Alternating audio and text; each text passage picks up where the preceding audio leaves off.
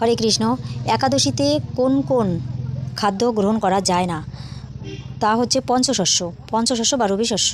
সেগুলো হচ্ছে ধান জাতীয় খাবার, গম জাতীয় খাবার, যব জাতীয় খাবার, ডাল জাতীয় খাবার, সরিষা জাতীয় খাবার। ধান জাতীয় খাবারের মধ্যে আছে চাল, মুড়ি, চিড়া, খই, সুজি, পায়েস, খিচুড়ি, চালের পিঠা ইত্যাদি। গম জাতীয় খাদ্যের মধ্যে আছে আটা, ময়দা, সুজি, বেকারি, রুটি বা সকল প্রকার বিস্কুট, হরলিক্স ইত্যাদি। যব জাতীয় খাদ্যের মধ্যে আছে যেমন ছাতু, খই, রুটি প্রভৃতি। ডাল জাতীয় খাদ্যের মধ্যে রয়েছে যেমন মুগ, মাসকলাই, খেসারি, মসুর, ছোলা, হরড়, তারপরে ফেলন, মটরশুঁটি, বরবটি, শিম। সরিষা জাতীয়র মধ্যে রয়েছে তেল, মানে সরিষার তেল, সয়াবিন তেল, তিল তেল, এই সমস্ত খাদ্য। তাছাড়া বিভিন্ন রকমের নেশা আহার করা যাবে না, যেমন চা, বিড়ি, সিগারেট, পান, কফি বা বিভিন্ন রকমের নেশা জাতীয় দ্রব্য জিনিস। তাছাড়া শিম, বরবটি, মটরশুঁটি, গাজর এগুলোও বর্জনীয়। তাছাড়া পাঁচফোড়ন, কিনা জিরার গুঁড়ো বা প্যাকেটের গুঁড়ো, জিরার গুঁড়ো এগুলো বর্জনীয় এগুলো। তাছাড়া একাদশীতে তেল ব্যবহার, সাবান, বিভিন্ন সুগন্ধি তেল ইত্যাদি এগুলো ব্যবহার করা নিষিদ্ধ।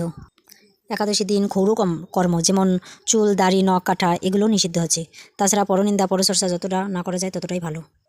একাদশীতে ভুললেও নিজে অন্ন আহার করা যায় না এবং অন্য কাউকে অন্ন প্রদানও করা যায় না, তাহলে সমাভাবাপন্ন অপরাধ হয়।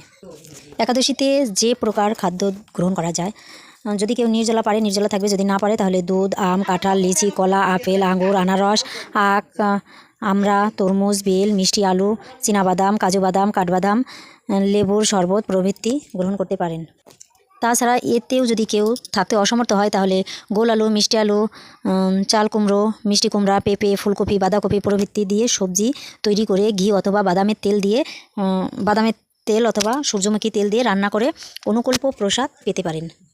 তাছাড়া সাবুর দিয়ে বিভিন্ন রকমের আইটেম তৈরি করে পাওয়া যায়, যেমন সাবুর ফ্রাই, সাবুর খিচুড়ি, সাবুর পায়েস ইত্যাদি। তাছাড়া আলুর পায়েস করে খাওয়া যায়। তাছাড়া আলু সিদ্ধ, আলু দিয়ে সবজি রসা টসা করে খাওয়া যায়। এছাড়াও আছে বিভিন্ন রকমের সবজি দিয়ে চাউমিন তৈরি করে খাওয়া যায়, মানে চাউমিন দিয়ে নয়, সবজির দ্বারা চাউমিন রান্না করে।